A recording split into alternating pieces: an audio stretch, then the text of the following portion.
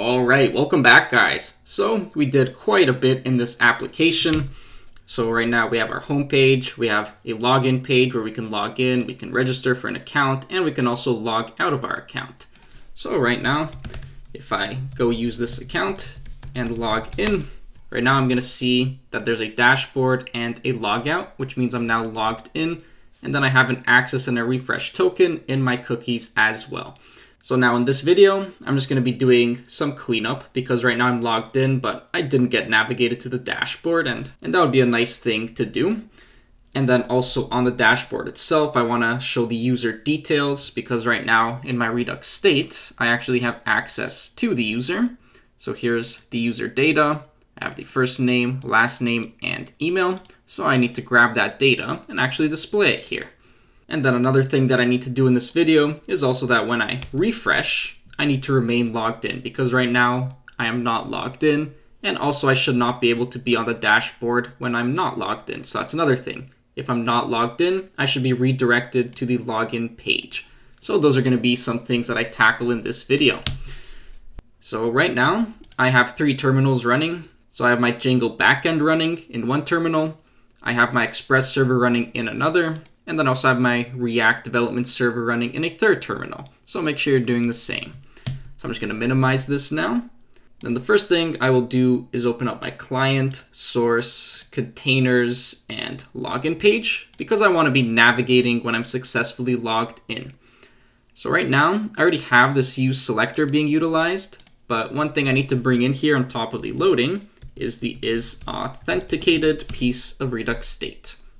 And then I'm also going to have to import a particular component, which you've seen before in the register page, and that is this navigate component. And then I'm just going to check right over here. I'm going to see if is authenticated is true, and also if I'm not loading. Then in that case, I want to redirect to the dashboard. So I'm just going to return navigate to /dashboard. All right, so that's going to do that for me. And also I probably don't even need this not loading. So I could probably just leave it as this right here and it should work fine. So just if the is authenticated piece of Redux state is true, we're just gonna redirect to the dashboard. That's how this is gonna work. So now when I go ahead and I log in, now I'm redirected to the dashboard. So perfect. So that's the first thing out of the way in terms of our little cleanup. Now the next thing I want to tackle is displaying the user data in this dashboard. So let's go do that. So I'm going to open up my dashboard page. And then I'm going to need to be utilizing the use selector hook. So use selector, which comes from React Redux. And then I want to bring in the user. And that's going to be coming from my use selector, state,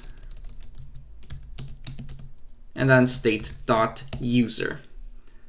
So this might even look a little bit confusing just because inside of my Redux store, which is right over here, I'm referring to this reducer as user, but then also inside of here I have a user piece of state because inside of my initial state, if I scroll down here, I also have a user piece of state. So maybe I could have named this right here auth. Maybe that would have been less confusing in this sort of scenario. But because I already did it like this, I'll just stick to keeping it like this because it's sort of like our user piece of data. And then the user has these fields associated with it. It has whether the user's authenticated, whether we're currently loading, and also the actual, I guess, profile itself, you could say. So another thing I'm going to bring in here is also the loading state. And then I just want to be checking for if loading is true. And then if that's the case, I'm just going to show a loader. Otherwise, I'll show the actual dashboard details. And then I just want to grab a spinner. So I already made these spinners on the login and register page. So I'm just going to grab one of those. And that's this right over here, which is just the bootstrap styling that gives us a spinner. So I can just paste that into here. All right. So now the next step will be showing the user details. So another thing I might want to make sure of is that our user doesn't equal null right over here. So if it is equal to null, then I'm going to show the spinner. And then also maybe this could be an or check. So if we're loading or if our user is null, we'll show this spinner. So that way we can safely use our user data over here. So I can have something like user details. And also I'm going to need a fragment that's wrapping this.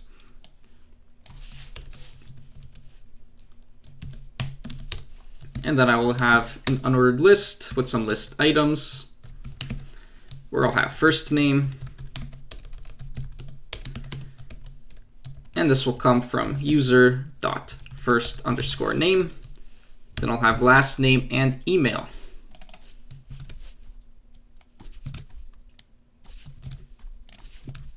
So there we are.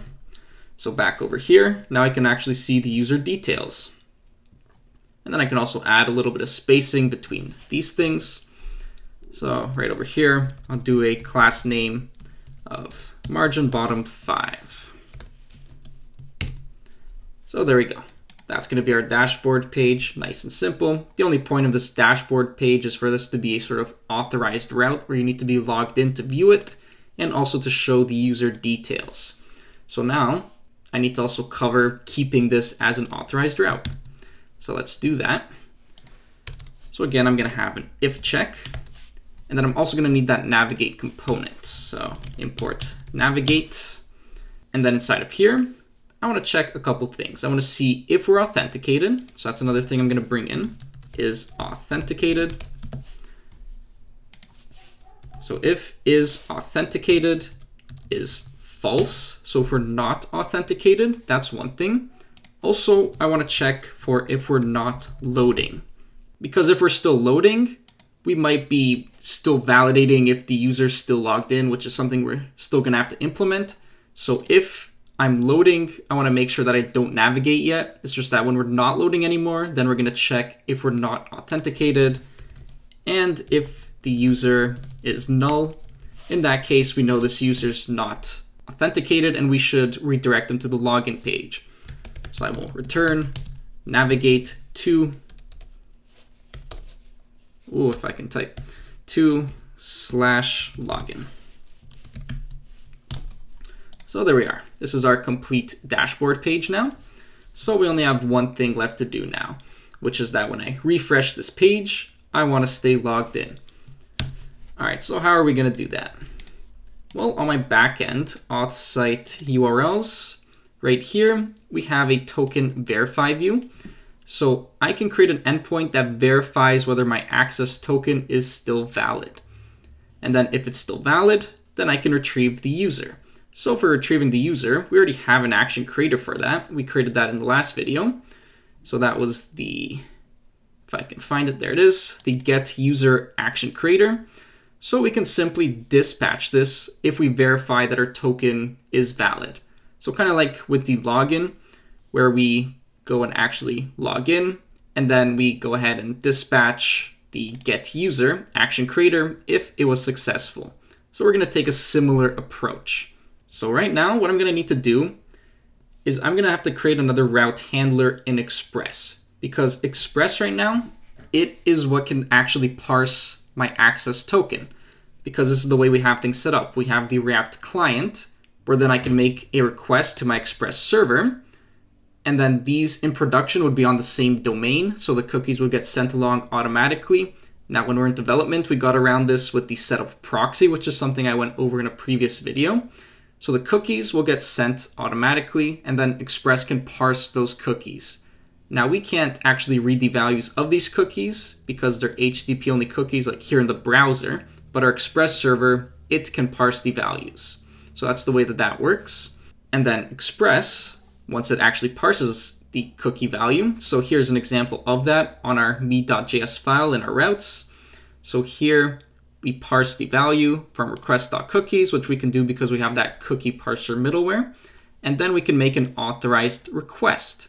So here we're passing in the authorization header, bear access. Yeah, but one thing to note is that the access token it's just something that's used for authorization. That's all. It's not an authentication thing. It's used for authorization.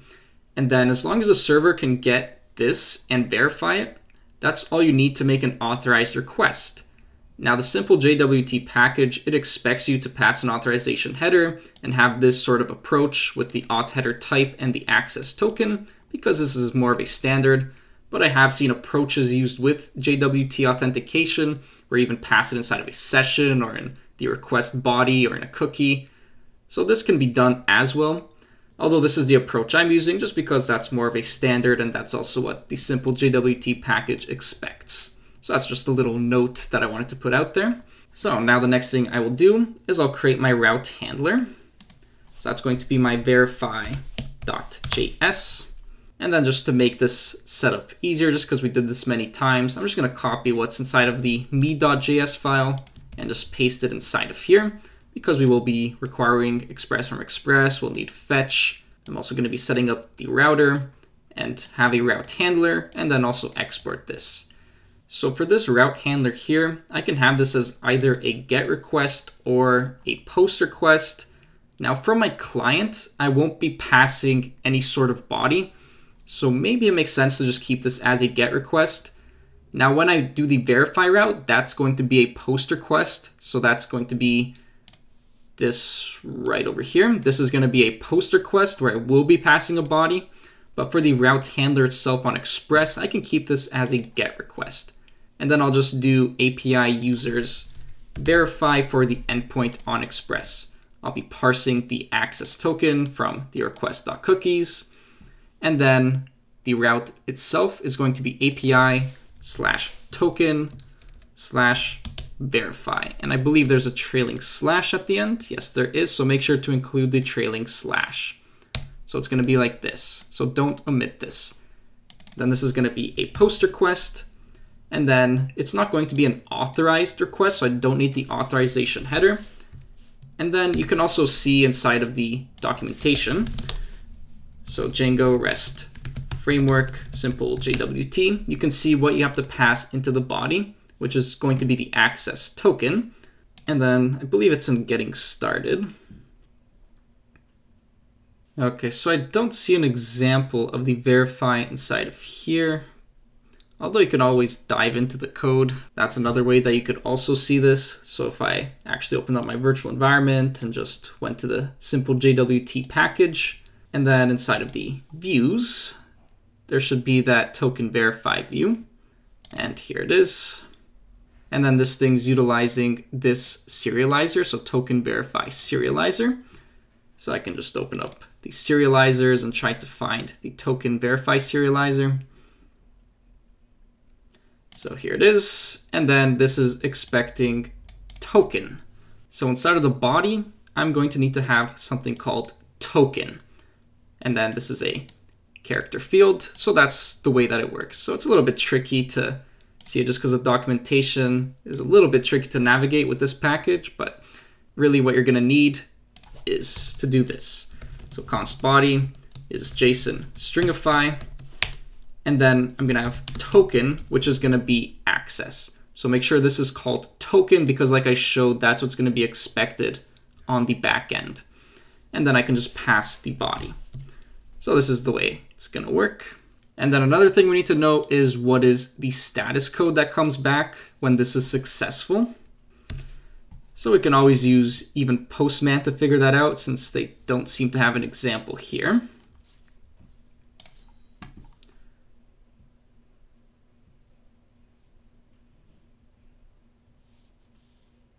So an easy way that I can just see my access token and verify it is that in here, I should already have an access token inside of my application.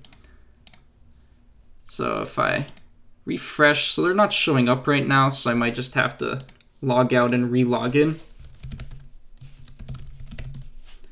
And also these things here aren't part of this application, so I can just clear those cookies. Sorry, now I have an access token, so I can just grab the value. And then inside of Postman, I can just hit that verify route. So that's going to be a POST request to localhost 8000 API token verify slash. I'm gonna need my content type header. And then in the body, I just need to pass token and then the access token. So if I send this off, I get a 200 OK with an empty object in my response. So that's how you know this is successful, if we get a 200 OK response. All right, so now that we know that, we can go back into our code. Also make sure we pass that content type. So content type of application JSON in my header, pass in the body, and then if I get a 200 OK, we know this was successful.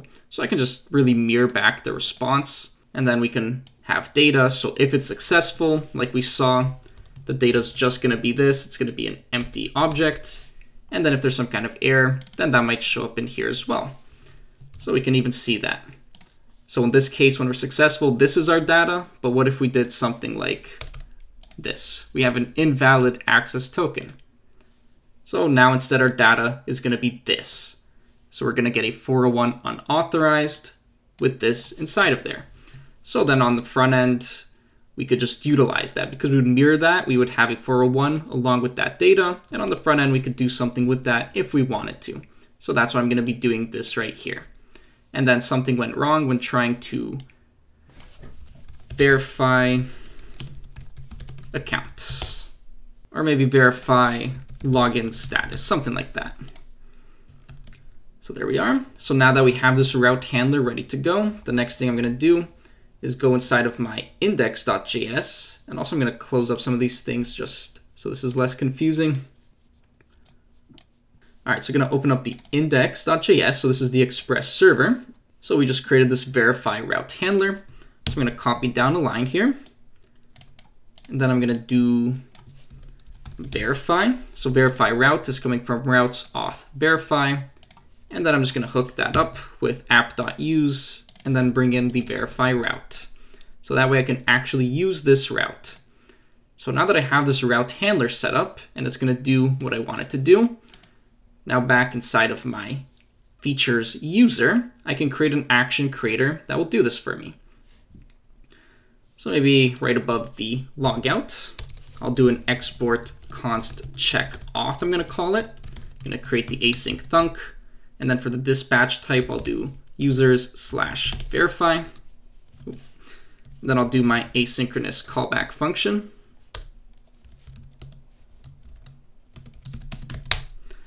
And then inside of here, what do I expect as parameters? Well, nothing. So I'm again just going to use this underscore. Then I'll have thunk API. Then in terms of what's going to be in here, it's going to be very similar to what we have in our login. We're not going to be doing any sort of body in the request. We'll be doing a fetch. So I'm just going to copy this part here with the try catch. I'm just going to put that in here because we will be using fetch, except it's going to be to API users verify in this case. It's going to be a get request because that's what we did inside of our route handler on Express here. We're handling it as a get request. And then I'm not going to have a content type of application JSON because I won't be passing a body. So this is the way it's going to look. And then I'll just do const data is await response.json. So if we're successful, the data will just be this. And if we're not successful, the data will look something like this here. And then if we get a response status of 200, we know that this was successfully verified. So we're just going to do const dispatch from thunk API. So we're going to destructure this and we're going to dispatch get user and then just return the data. And then the data in this case is this right here, which we could utilize or we don't have to. And then if we fail for whatever reason, we're just going to reject with that data. So the next thing I'm going to do is I'm just going to add some cases for this. And the only reason really is to update the is authenticated to true and also to deal with the loading. So maybe right above the logout is where I'm going to add these cases. So I'll do an add case for check auth.pending. Then I'll have state. And then here I'll do state.loading is true when we're pending. Then I'll add another case for check auth fulfilled. And then here, I'm not going to be utilizing any payload. So I'm just going to be doing state instead of having state and action. Now we will be receiving a payload, I just don't want to use it. I don't care about that data because I won't be using it to adjust anything in my initial state here. So going back down, I'm going to set state.loading to be false again. And then I'll do state.isAuthenticated as true. Now I won't be doing anything with the user because we're going to be dispatching the get user, where when that gets fulfilled, that's going to go ahead and update the user. And then finally, I'm just going to have a rejected case. So add case, check auth.rejected. And then in this case, I'll just do state loading is false. And there we go. So now everything's all set up. So now we just have to see where are we going to utilize the check auth action creator. So I want this to be on page refreshes. And I think a good spot to put that is in our app.js, because this is wrapping our application. And this is where we just have things like our router with our different routes. And another thing I want to do is I just want to reconfigure this a little bit. I just want to have my provider inside of my index.js file instead, just because I think that would be a little bit better. So that's one thing I'm going to do. I'm just going to actually just close up these files before I do this and open this up. So I'm just going to have my provider right in here. And it's just going to be wrapping my app.js. So that's the way I'm going to have it set up instead. So to do that, I'm going to have to bring in that provider import. So I'm going to cut it from here. I'm going to bring it into here. So I'll do that right here, let's say. And I'm also going to need the store import. So I'm going to cut it from here and then go into my index.js and bring in that import here. And then I can just do store equals store. Save that. And then just remove the provider from here.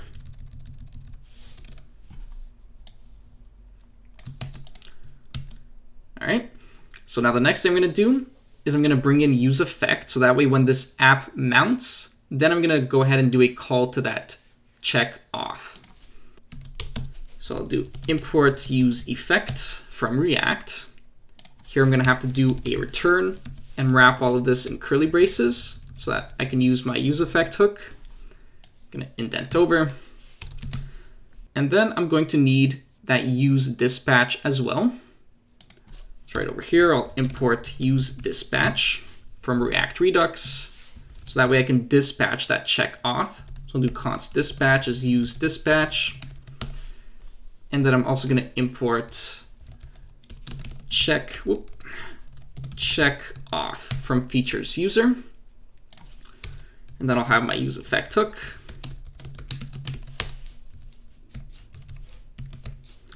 And then I'm just going to have an empty dependency array so that just when this component mounts, then I'm going to dispatch check auth. And there we go. And then one more little cleanup thing I also want to do is inside of my containers login page. So inside of here, I'm dispatching this reset registered, but I think a good thing to do is only dispatch this when registered is true. So that way I can set this back to false. So that's something I'm going to do. I'm going to bring in my registered piece of state. And then I'm just going to check if registered is true. Then I'm going to dispatch this to make it false. And then I'm just going to put this in the dependency array. So there we go. So this way, every time I go on the login page, I don't just keep dispatching this reset registered. So I think this is a nice little improvement. So now with that, when I refresh the page, now I should remain logged in. And there we go. I refresh the page and I'm still logged in. So if we check out our Redux DevTools helper, after refreshing the page, now we can see users verify pending, and then here got triggered again. And then users me pending, users verify fulfilled, users me pending, users verify fulfilled, users me fulfilled. So we can see that both the verify and the me got fulfilled. So that way we verified the token, that worked, and we got our user, that worked as well. So now on refreshes, we remain logged in. Now, of course, these things are getting triggered multiple times. That's something you don't have to worry about. In production, it won't be doing this. So this is just more of a side effect of the React strict mode. So if we actually just remove this here and saved, and then if I do a refresh now, then what you're going to notice is that now we just have this users verify pending, users me pending, users verify fulfilled, and users me fulfilled. So you don't get all of those extra triggered dispatches happening. But I'm just going to leave the strict mode on. And then with that, now, do we have anything left that we need to fix now? So I believe that is going to be everything. So just one little thing I will note though. So we're not utilizing our refresh token, but if I go to the Redux Toolkit documentation, there is some ways that you can take this app a little bit further, and that's by utilizing the RTK query. And then the RTK query has a nice section, if I can find it. It's inside of the customizing queries. And then in here, there's going to be a reauthorization section. So automatic reauthorization by extending fetch base query. So this is a very nice thing that you can do where you wrap the fetch base query. And then whenever you encounter a 401 unauthorized error, then you can have an additional request that's sent to attempt to refresh an authorization token. So whenever one of your endpoints receives a 401, then you can just hit a route that will do the refresh token, and then you can get a new access token. So this is a nice little thing that you could do if you wanted to take things a little bit further inside of this sort of application. But this really is all I wanted to cover, just using the Redux Toolkit and just setting up authentication with the JSON Web Tokens, and also having the credentials of the access and refresh tokens stored inside of an httpOnly cookie.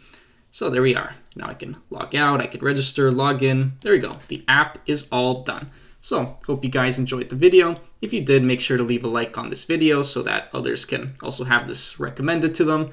And then make sure to subscribe if you want to see more videos like this. And then you can hit that notification bell if you want more notifications in your life. And that'll be everything. So I'll see you guys in the next video.